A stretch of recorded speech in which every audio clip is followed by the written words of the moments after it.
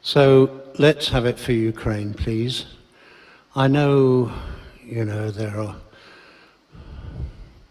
are lots of different views, but I don't think there's any excuse whatsoever for what is going on in Ukraine and Putin behaving like that. Yeah, I'm sure there's been atrocities all over the place. I mean, the world is full of that sort of thing, and we know it is. But whataboutery is such a cheap form of debate.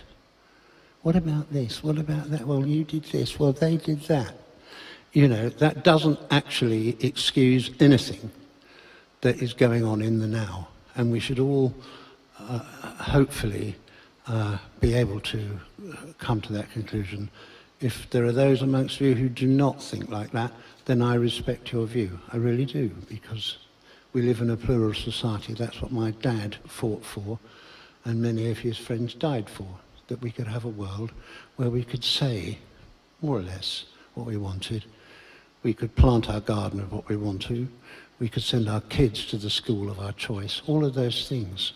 That would disappear if our way of life here in the West is going to have to go down a different route. And it might do that.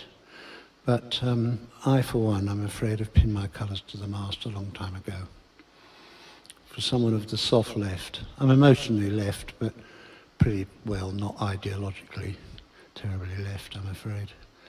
I never thought a slight smack bottom did anybody any harm when we were kids.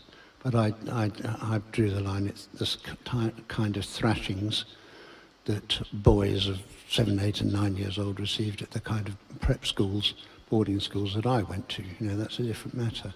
You've got to somehow get a sense of proportion into our moral thinking.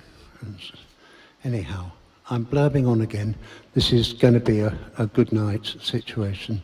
Something wicked this way comes, followed by the Ukrainian national anthem.